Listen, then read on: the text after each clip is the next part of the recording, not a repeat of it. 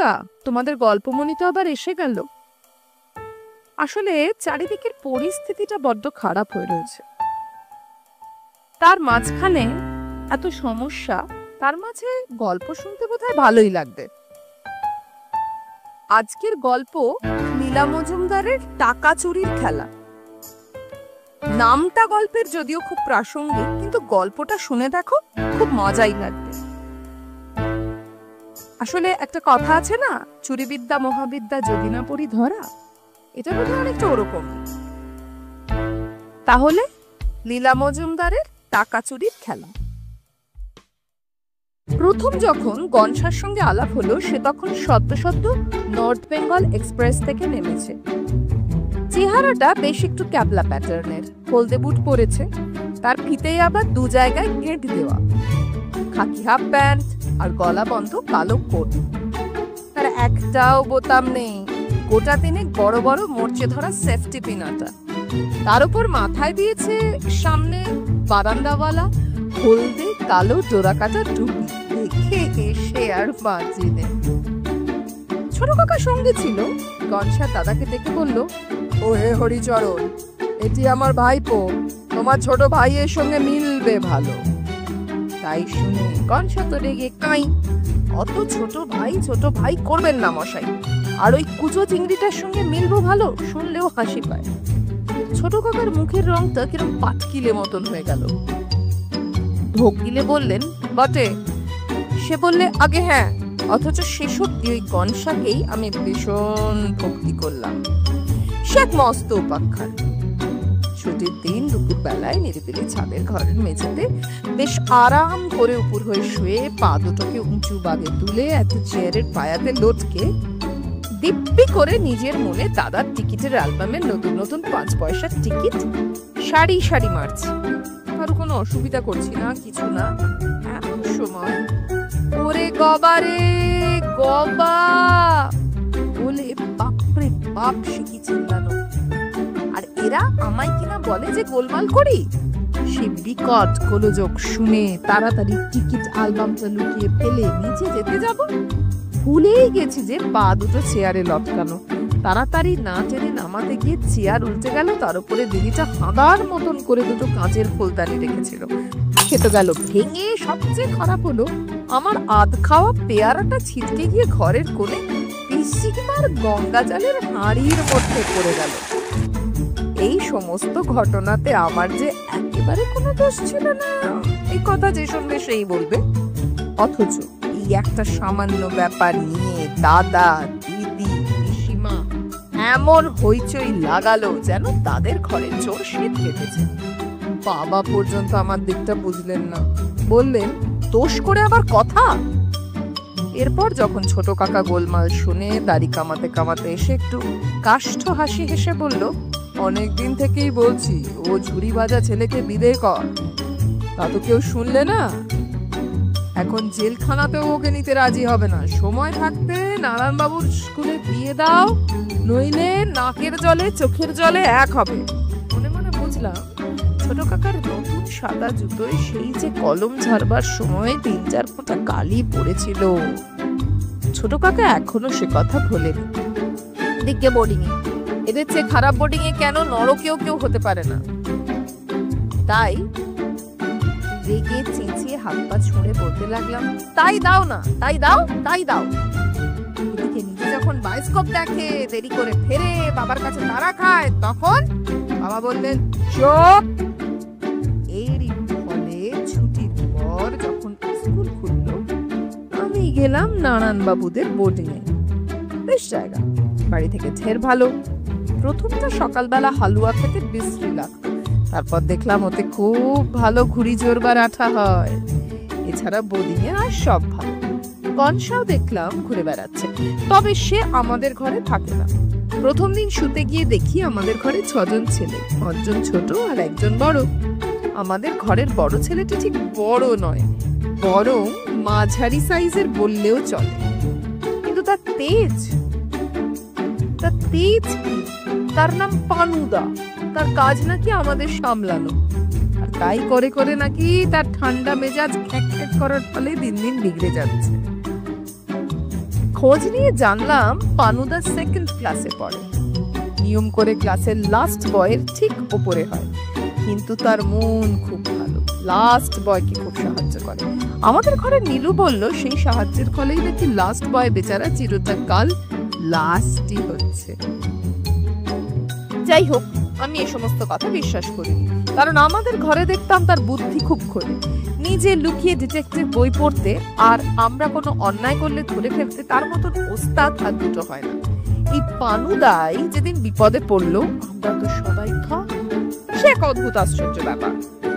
পানুদা আর তার গুটি পাঁচেক ক্লাসের বন্ধু প্রায় ভোজ মারে, সবাই মিলে টাকা জমিয়ে পানুদার কাছে দেয়, আর একটা শনিবার বাদে এক শনিবার চপ, কাটলেট, ডিমের টেবিল আরো কত কির ব্যবস্থা হয়। মা একবার একটা ঠোঙা ফেলতে দিয়েছিল, আমি সেই একটু শুকে আর একবার চেটে সারা রাত পেলুম না পেলুম জানি না, তবে আমি আর ঘুমোতে পারিনি। ব্যাস, এই হচ্ছে পানুদাদের ভোজের গল্প।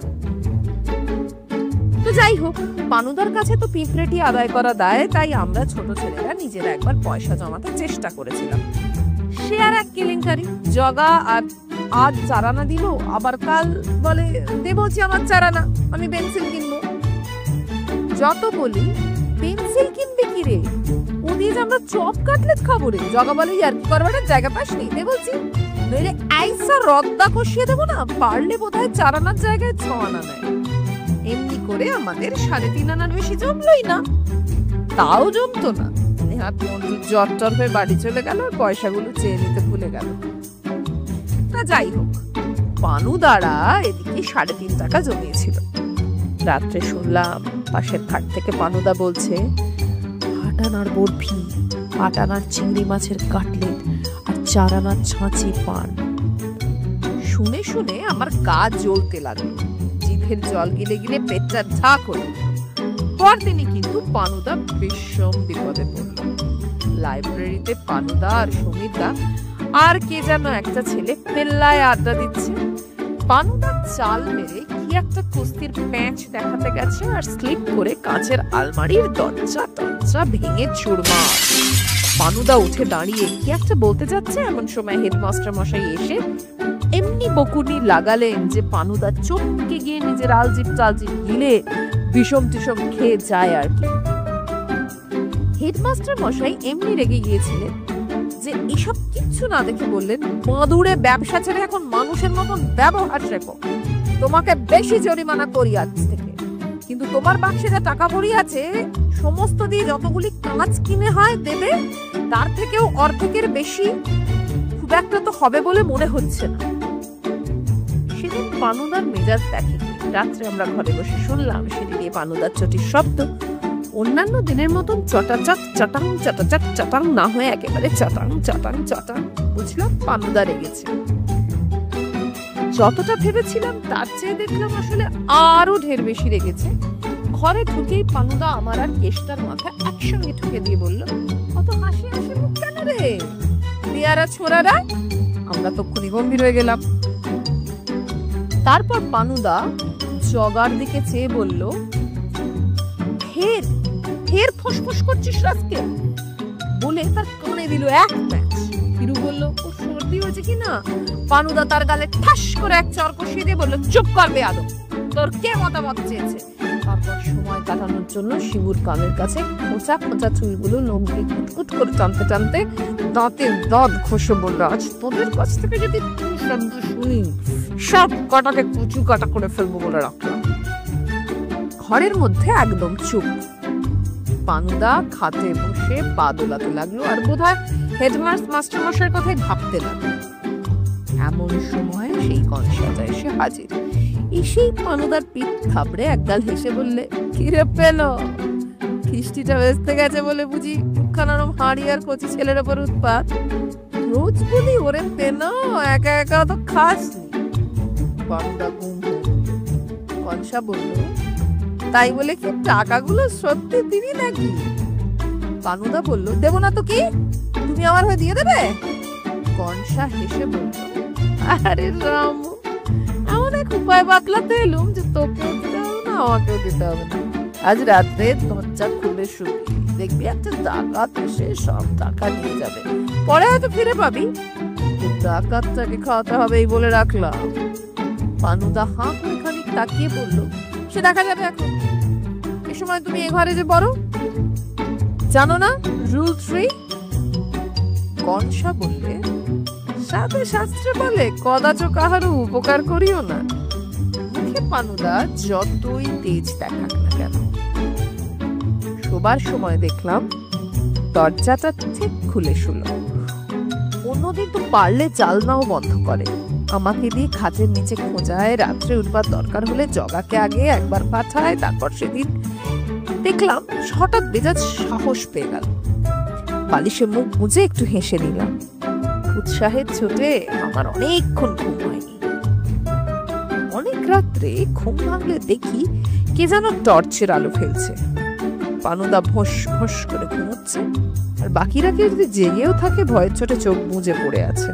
আমি দেখলাম কে একটা লোক পা টিপে টিপে এসে পানুদার বালিশের তলা থেকে চাবি বের করলো, পানুদার বাক্স খুললো, কি যেন নিল, আবার বাক্স বন্ধ করে দিল। ব্যাস, চুরি হয়ে গেল। তারপর চাবি বালিশের নিচে রেখে আস্তে আস্তে চলে গেল। পরদিন সকালেই স্কুলময় হইচই, পানুদার টাকা চুরি গেছে। হেডমাস্টার মশাই সবাইকে রেখে যাচ্ছে, তাই করে বকছে। সকলের বাক্স খোঁজা হলো, কিন্তু কোথাও কিছু নেই। গনসার বাক্স তো এত কম জিনিস এবং তাও এত নোংরা যে তাই নিয়ে গনসা বেজায় বকুনি খেল। সেদিন রাত্রে পানুদার হাসি হাসি মুখ। আজ কাউকে তো কিছু বললই না, এমনকি যে পানুদার শার্টের বোতাম ছিঁড়ে গেল, আমাদের শার্ট থেকে বোতাম কেটে নিজের শার্টে লাগিয়ে নিত। সে নিজের থেকে জগাকে দুটো আস্ত খড়ি দিয়ে ফেলল। ভাবা যায় পানুদার এই পরিবর্তন। এমন সময় গনসা আবার ঘরে ঢুকলো। কিরে পেল, শেষটা সত্যি ডাকাত পেলো আর তোদের ঘরেই পড়লো? পানুদা খুব হেসে বলল, দিস ভাই, তোর নেমন্তন্ন রইল। কনসা যেন আকাশ থেকে পড়লো। কিরে উড়ে পেল, কি বলছিস? কেন টাকা? কিসের টাকা? টাকা আবার কোথায় পাবো রে? কান ছাত্তর করেছে নাকি? আর তা যদি খুলিও টাকাটা দেবো কেন রে, এত যোগ্য লোক থাকতে? পানুদা ভয়ঙ্কর চোটে বললে, দেখ গনসা, ইয়ার কি ভালো লাগে না, দে বলছি। কনসা বললে, ইয়ার কি আমারই ভালো লাগে নাকি রে? তারপর গুনগুন করে গাইতে লাগলো, নিশুত রাতে চোরেদের সাথে টাকা চুরির খেলা, ওই চোর বেটা নিলে সেটা পেন বুঝলো ঠেলা। হায় হায়, নিশুত রাতে চোরের সাথে টাকা চুরির খেলা, ওই চোর বেটা নিলে সেটা পেন বুঝলো ঠেলা। সেই জন্যই সেই থেকে আমি গনসাকেই ভক্তি করি। তাহলে গল্পটা কেমন লাগলো তোমাদের ছোট্ট বন্ধুরা? তাহলে দেখেছো তো, টাকা চুরি হলো, বোঝা গেল, কিন্তু কে নিল সেটা কিন্তু বোঝা গেল। আর এই সুযোগে গরমকালে ডায়েট টিপস। যদি লাঞ্চের ঠিক পরে অর্ধেকটা শসা আর 3 চামচ টক দই দিয়ে একটু রায়তা বানিয়ে খাওয়া যায়, স্কিন হাইড্রেটেড থাকে, খাবার হজম হয়, আর পেটের আর হাতের চর্বি গলতেও সাহায্য করে। তাহলে আজকে ডায়েট টিপস এই অবধি, গল্প এই অবধি। দেখা হচ্ছে নববর্ষের পরে। আমার বাংলাদেশের সমস্ত শ্রোতা বন্ধু সবাইকে, আর আমাদের সব জায়গার ভারতবর্ষের বা বাইরেও যারা শুনছেন সবাইকে অনেক ভালোবাসা, প্রণাম। সবাই খুব ভালো থাকবেন। আসছে শুভ পয়লা বৈশাখ, শুভ নববর্ষ। শুভ নববর্ষ সবার খুব ভালো কাটুক। আজকে তবে আসি, আবার দেখা হবে পরের সপ্তাহে। আসি তবে।